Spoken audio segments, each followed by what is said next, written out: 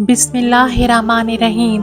हज़रत अली बिन रबिया रहमतुल्लाह अलैह कहते हैं, मुझे हज़रत अली रज़ी अल्लाह ताला अन्हो ने अपने पीछे बिठाया और हुर्रा की तरफ ले गए।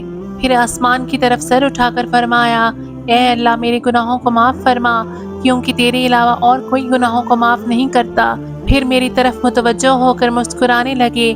मैंने कहा, ए अमीरुल मोमिनीन, पहले आपने अपने रब से इस्तग़फ़ार किया, फिर मेरी तरफ मुतवज्जो होकर मुस्कुराने लगे, ये क्या बात है?